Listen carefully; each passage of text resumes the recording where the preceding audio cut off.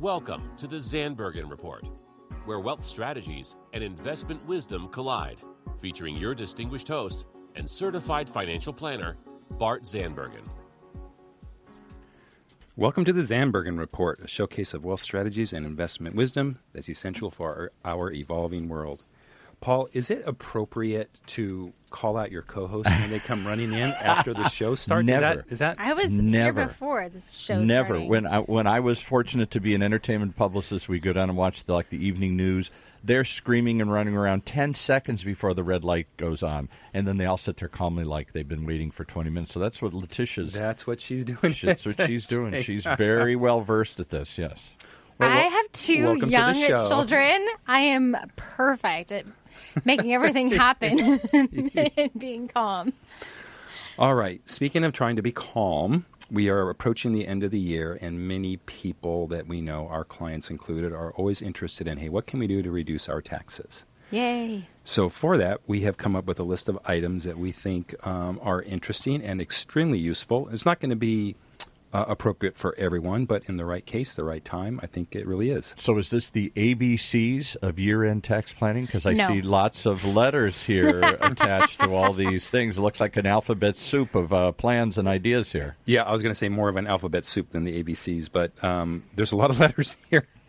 So let's start with one that, Paul, you don't even have, because we just added this since we prepped for the show, and it's a QOZ. Oh, I got 3 of those. So funny. You're going to start with a QOZ. I'm starting there. We were going to do a whole show dedicated to QOZ. Yeah, so let's tell everybody what a QOZ is. Let me quiz you. What is a QOZ? Quick, Google. Yeah. All right, so a QOZ is a Qualified Opportunity Zone, Paul. And we're in the process of scheduling an expert to come in on this topic because it is pretty complicated.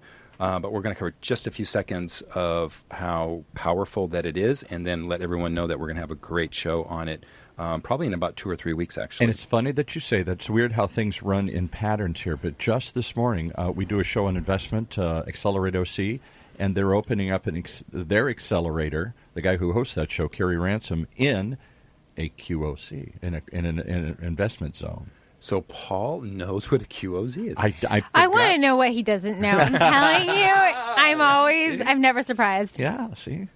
So I'll have to tell you, I was going to save this for later, but I spoke to an old friend that I hadn't talked to in years. I don't know, in fact, he used to work with me like 10 years ago. He said, Bart, he goes, I know we haven't spoken, but I've been listening to your show. I've listened to about half of them. I'm like, oh, great. I'm like, and then it was like silent. So I was afraid to ask. I'm like, so, Do you like it? Any, I don't know, comments, feedback? He goes, it's really good. Now let me talk to you about Paul. Exactly. Always Paul. People love you, Paul. It was all good. It was all good. So anyway, so Qualified Opportunity Zone, that came out in the 2017 tax laws. And while it didn't make the highlights, and with I think how most laws kind of get into place, there's always the mainliner laws, and then there's always these small ones that kind of just fall in under the radar. Little riders that they throw in at the last minute here. Right? So I think this was one of the riders, and it was actually a brainchild of one of the founding partners of Facebook, who then went on to start Napster, whose name, of course, I can't remember, but he is a young tech executive. You probably know Paul. Not the twins, the Winklevoss brothers. No, the Napster guy. Somebody. Somebody tweet us. I think we had him. I'm embarrassed because we had one of the Napster guys in here a couple of years ago talking about that story, and I've forgotten his name. I'll look it up for you. All right. So in any event, he was part of the development of this, but here's how it works. So it is based off of real estate is developed on what has been deemed as opportunity zone. The governors of all 50 states were given some parameters, and then a go-ahead to say, hey, we need so many opportunity zones based on the size of your state, et cetera. And one of the parameters is, and I'm going to really simplify here, when I bring Nick in a few weeks, we'll talk in more detail, but if the corporation or partnership. Go ahead. Okay. I'll let you do that, but what? Thanks for throwing me off. So if the average income is less than 80% of the median income in that particular area, that is something that might be deemed an opportunity zone. So this is not and I'm lacking for better terms, but this is not a poverty-stricken area. These are just areas that might be slightly behind their development. So they're looking to have some incentive to motivate these areas to get them more developed. And by the way, this is based off the 2010 census. So a lot of the areas, like the one in particular that Letitia and I are looking into for our clients, right now, if it was to be qualified as opportunity zone, may or may not, because it was based off of 2010, and these areas are already much developed, but that's the way the laws are based. So with that as a very, very vague background, the parameters of the tax benefits are, if someone had it doesn't have to be significant. If someone had a capital gain on the sale of, in this case, it's anything. It's not just real estate. It could be real estate, stocks, a business, which in essence is stock, private or public. You can take not all of you can take all of your capital gains, but what makes this unique is you can take a portion. It doesn't require that you take all of your capital gains. You can invest those funds into an opportunity zone investment, and with that, you can defer your federal capital gains if you do it in 2019 for 7 years. So in 2026, you would then be responsible for paying your federal capital gains, however, at a 15% discount. Oh, by the way, Sean Parker, that's the Napster name. Just comes due. Yeah, those kind of things happen. So a 15% discount. So think about it. And for those of you who are doing retirement plans who know or familiar with and or like the concept of deferred taxation, you're deferring, in this case, your capital gains for 7 years. You're able to make money on the money that you would have paid the government. So you now have 7 years to earn money on top of the money that you would have already paid. And then when that day comes, you pay 15% less. That's a good win. And how do you find these zones? You speak to your professional advisor. He's got the secret list, right? There are people who are trying to develop themselves. We have learned, Letitia and I, that it's extremely complicated when you dig into see how the watch is made. But for those who are professionals, and we use a couple of companies that we really, really like, one which we'll bring in a couple of weeks. But I'm not actually done. So you have the 7 years. The government requires that it's a 10-year investment because you're invested into the properties that are on this zone. At the end of 10 years, and Paul, let me know if you know what this term means, there is a step up in basis on the investment that you've made so that when you sell, you pay no taxes. It's very similar to what happens when someone dies and passes their property to their beneficiaries. Right. Well, so in 2026. Somebody buys, I buy a house at today's value. I hold it for 20 years, pass it on to my kids. They're paying tax on the new value of that house when they inherit it, right? The step up in their base. Correct. Of that. So they don't pay that capital gain that I accrued in 20 years. It's when they take over. Correct. So it's that same concept, and it's now utilized in this. So bottom line, and we're going to move on, but a deferred federal capital gain tax, 15% discount, and then 3 years after that, in 2029, the sale of the property can happen, and you pay no tax on any growth from your original investment. And somebody tweeted, so is it just an investment in physical property within that space, an office building or a center, or is it a business within that space, or both? All of the above. Yeah, I think it's all the above.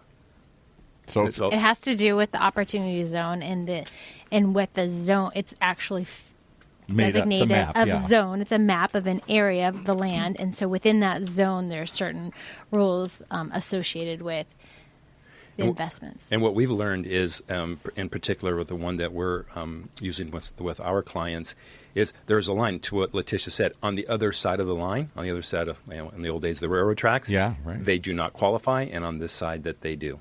So pretty interesting and very, very, very powerful. And yet I find, this guy was talking about, a couple other people have talked about it, very few people, including me, really understand where or how these things are. We've heard of them and sort of a buzz about them, but I don't know many people other than you guys that are, or the show hosts this morning, that are taking advantage of them. Exactly. Yeah, it's So I will tell you that to that, Letitia and I have been familiar with this since 2017 and have seen many, many operators come to us with their interpretation and their execution of the investment opportunities. Yeah, and we haven't liked them. The one we have just seen recently we really like. Because at the end, and then I will close on this subject because it is much more complicated, we believe one should never make an investment just based on tax purposes alone. The investment has to be sound and solid. And this is the one we found is the first one we think that is sound and solid and it's going to produce quite nicely with or without the tax benefit. The tax benefit is just a wonderful add-on. Okay. Moving on. So the alphabet soup, to continue, I'm going to throw up 3 sets of 3 letters, and then we'll break them down. So there's DAF, which is 1, CRT, which is 2, and CLT, which is 3. And there's DUM, which is me about all of them here. So let's break it down. The first one is called a DAF, or Donor Advised Fund. So most people know that they can make a contribution of cash and or stock or of anything and get a tax deduction the year that they make that contribution. A cash contribution is a higher normally deduction than if you were to give a stock and or property, but that's the definition. So a donor advised fund is a fund that one would set up normally with their advisor and make their charitable contributions to said donor advised fund. It's a charitable investment account. It's a charitable investment account. And that is deemed a gift that particular year. But one of the beauties of that is the grantor of that gift has the rest of their life, the rest of their spouse's life. And as a matter of fact, one of the things that we do in our legacy planning, the rest of their children's life to actually pay any other organization other than the gift fund. In other words, they have their lifetime and their kids' lifetime to have a legacy to pay the different charities of their choice.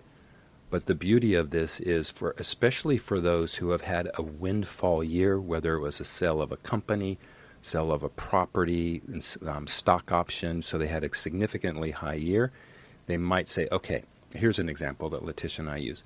So we have a client that says, hey, I know that over my lifetime, we'll pay $100,000 in charitable contributions. Let's say, I don't know, it's $10,000, $5,000 a year for the next 20 years. But their income after this year is going to be significantly less, a very low tax bracket. So let's use an example. So for example, let's just use me. Pretend I'm give me a job that 1 year I'm going to have a big pop. So you're a show producer for OC Talk Radio. Great. So I'm a show producer for OC Talk Radio, and for some reason this year I make $1 million, and I'm going to have... Good job, Paul. Which is the average pay here. Yeah, right. And this year I'm going to have a big tax burden. And so if there's a way that I want to, like Bart's saying, reduce some of my taxes and implement this tool, tell me why a donor advised fund is beneficial to me in that year. So and if we use my example that I started, so it's $100,000. Let's say you and your husband say, hey, we know we're going to get $5,000 a year for the next 20 years. To this charity, because I want to give to this charity no matter what. Any charity. Right. Can be anyone. You can split it up. So you decide, and you also realize that, hey, the likelihood of me making another $1 million in a single year is not impossible, but maybe not likely. Yep. Just an example. Right. So let's get the biggest tax deduction we can this year. So let's get a $100,000 tax deduction by putting $100,000 into the donor advised fund, and then you and your husband would have the rest of your lives to decide who and when to give to pay out the funds to the charities. I like that. It's a great, great choice, and you and I have used it numerous times. But once you put the money in, it's gone. I mean, you can't reclaim it or reuse it or say, oh, I need it back now here for something. Now, that's Excellent an interesting point. Go ahead. You go ahead. Well, yes, it is gone out of your estate, but you're still managing it and being able to give away the funds each year when you want to actually give the money away. So you're still kind of overseeing it, but technically it's out of your estate. It's no longer your personal money. You can just give it away as you want to give it away. But could year. I invest it in something in the hope of seeing it grow? Not for me to get the return, but to build that $100,000 into $1 million? Absolutely. Oh, yeah, 100%. Yes. Yeah, that's actually what most of our clients are doing. Mm-hmm. And to the degree they don't want to gift for the first couple of years, it gives us more of an opportunity to grow it and make it larger, and then they can make more of an impact. Yeah. You like that one, Paul? Good question. I like that, yeah. So you can take advantage. You know you're going to do this over a period of time. Do it now when it'll give you the biggest tax break. Gives you a big tax break. And then you'll get a big lump, a seed that you can start to grow. Correct. To make even more impact, as you say. Give me more money. And we talk to clients about this all the time as far as legacy planning.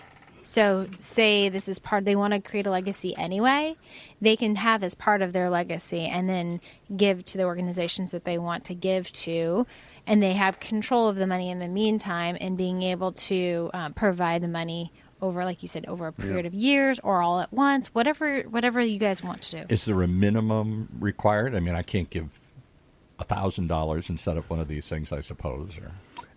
either 1,000 or 5,000. Yeah, it's a really small. I believe it's 5,000. Depends on who we have a couple of to use. So depends it's on one or five. who sets it up. Okay, so it might be something even us ordinary mere mortals could use. If Absolutely. We wanted to. Yeah. And then actually, just to kind of close up on that, because this is relevant for the other two as well. And while we're not, just make sure that this is not tax advice per se, and talk to your CPA or tax preparer. But technically you can get a deduction up to 50% of your adjusted gross income. So let's say this year, Letitia, instead of $1 million, we're going to make it easy. Let's say she made $200,000 that year of her big year. Yeah. So that $100,000, that would be the limit that she could put in as a charitable deduction. And then let's say because of that $200,000 income, she was in a 50% tax bracket. So while it feels like you're losing $100,000, you're really 50 of that would have gone to taxes. So you've saved $50,000 in taxes. So your net difference in cash flow is $50,000 by putting $100,000 into the and you account. Got $100,000 to donate sometime. Whereas if you just paid the tax and put 50 aside, you would have given 50 to Uncle Sam and 50 into the thing here. You're taking Uncle Sam's money and you're giving it to somebody else. Yeah. Perfect. And then a couple other key points that Bart's looking at the time. Do I have a moment? Go. Yeah. So also one thing I really like about the Donor Advised Fund is it's simple record keeping. So there's a lot of tools you can implement out there, but depending on the tool you use, it could potentially be really simple record keeping.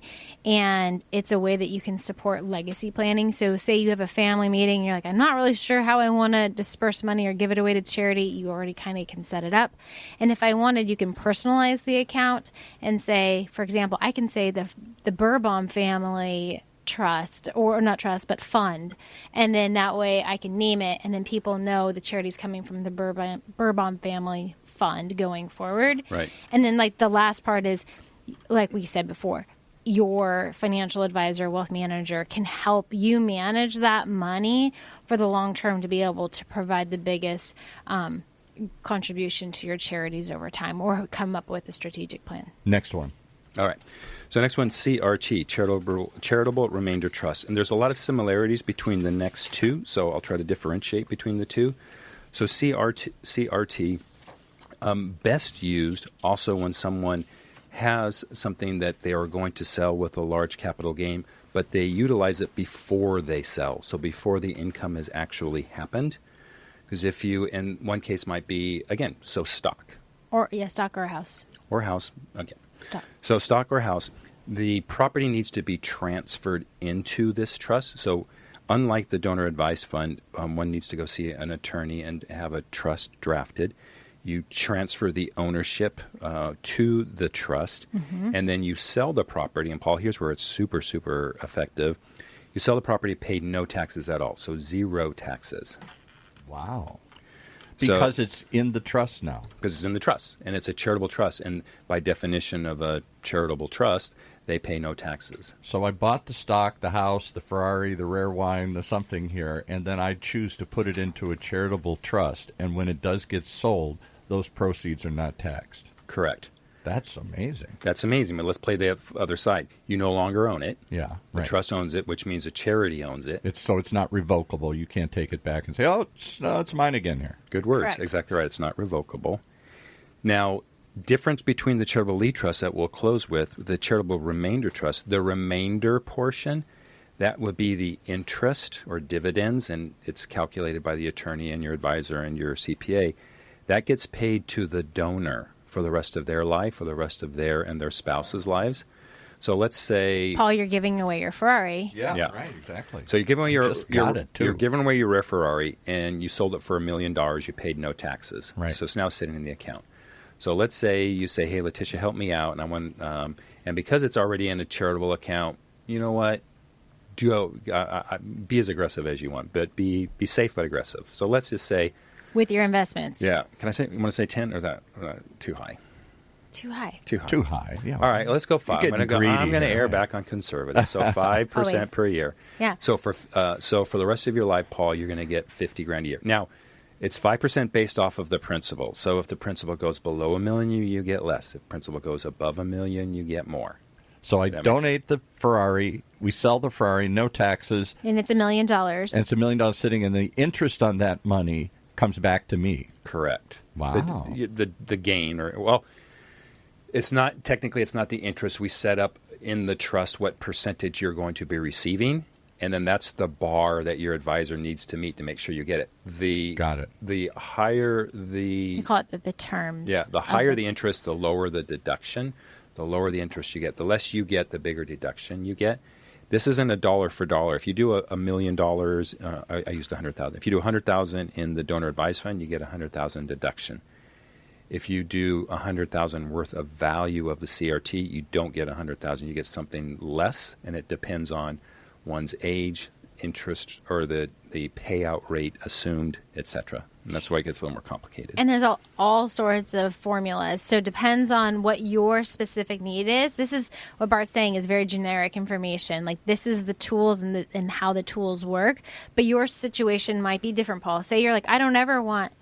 It's a term, it's a time frame, it's an amount, it's a percentage. There's a lot of formulas. You would work with your CPA, your estate attorney, and your wealth advisor to kind of put together this for you. So it's a collaborative event to be able to make sure that you're properly setting everything up in the very beginning. So if I really have the money, it pays to plan out how I'm going to give it away to charity. Don't just write a big check and put my name in a building and say, I'm done with it here. Be strategic. That's the biggest takeaway of this whole thing.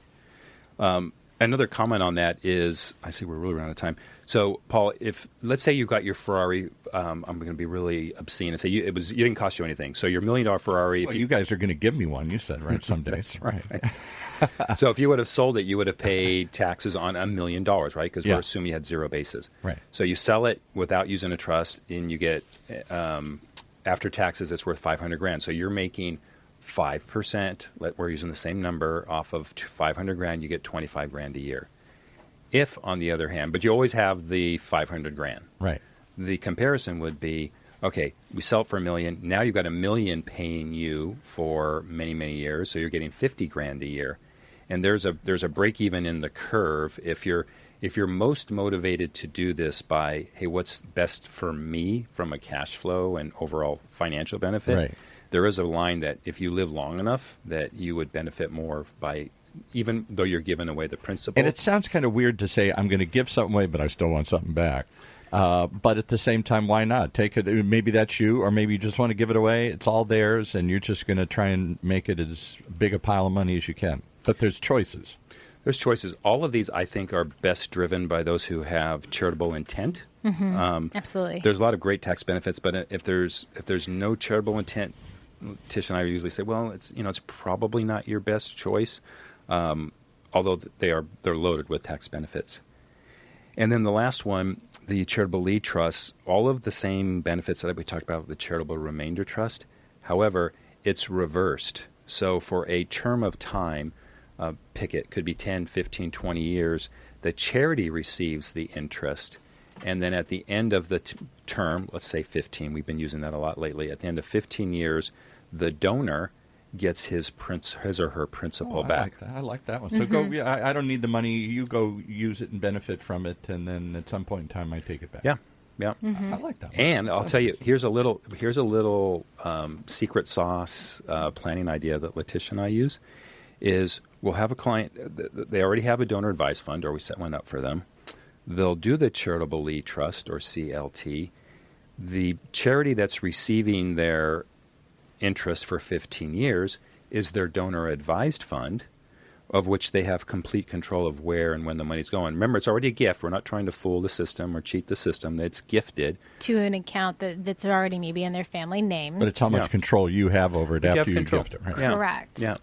And kind of closing on that, what we've just realized, really just in the last year or two, doing more of these, while we thought it would be great for call it the parents, some of our parents are like, hey, this is great, but I would love for this fund to keep giving and have our kids connected to the same legacy that we're interested in, so that the kids will be able to do it, and it'll be a nice legacy for the parents. The Rockefeller Foundation, rather than the missing, what was it? What's the family? The Vanderbilts never did anything. They blew all the money, and there is no Vanderbilt fortune left. This is absolutely a technique to be able to preserve wealth for multiple generations. Right, exactly. Yeah. And be tax efficient. Right. So, you make it sound so easy. How do they find you? How do they call you? Come on, they got to. This is because you have a team. It's easy when you have a team. We do all the work for you. We do the heavy lifting. So my friend who I talked to, he also said, Bart, you were really slow in the beginning shows. I wasn't sure if you were going to make it. I'm like, thanks a lot. I call him Paco. So Paco, if you're listening, this one's for you. But he says, now you've gotten really good. But he said at the end, you don't do a good job. You always defer to Letitia or someone on how to find the show. I'm like, need a big close, big finish. So here it is. I'm closing today. Good. And you can find these episodes or this episode, one, by going to our Instagram, either Letitia's or mine. Mine is Bart Zandbergen at Instagram. Now I see why you don't close. You don't know the closing pitch. I'm going to do the close, but I don't know what it is. No, at Bart Zandbergen. Okay. Yeah, at Bart Zandbergen. Yes. And then on the tag, there's a tagline that says latest episode. Yes. That's the easiest way to find it. Or we can find it at Letitia Burbaum. Oh, you're deferring to her again. No, he's just using mine at Instagram. Yeah. So go ahead and clean up my mess with it. Oh, my goodness. You're so funny. Okay. So our firm is OptiVest Wealth Management. So you can always find us online by going there. If you want to find the shows direct, you can find us on Podbeam, which is connected to all of our social media. That's Facebook, that's Instagram, that's LinkedIn. You got it. You have access to all of them there. We are on iTunes, iHeartRadio. And what you're going to look for is Zandbergen Report, Wealth Strategies, and Investment Wisdom. So if you're watching us right now on the video, you can see it as a really cool Z. It was square around it, and it says Bart's last name, Zandbergen Report. So if you search that, or you just go to Google, go Zandbergen Report, you will find it. It'll be the first hit. So this is the pick your choice. The worst close we've ever had. Do you see why I don't close, Paul? All right. Thanks, everyone who's tuned in. We'll see you in studio next week. Cheers. Tune in next week for the latest edition of the Zandbergen Report, Tuesdays at 2 p.m. Catch up on our recent shows by visiting bartzandbergen.podbean.com. The Zandbergen Report is also available on iTunes, iHeartRadio, and Spotify. Interested in being a featured guest on our show or have a question you'd like to hear us answer? Email podcast@bartzandbergen.com. Bart A. Zandbergen, CFP, and Letitia Burbaum, AIF, are registered investment advisors with OptiVest Inc. and registered representatives with Gramercy Securities Inc., member FINRA and SIPC. Investment advisory services are offered by OptiVest Inc. under SEC registration.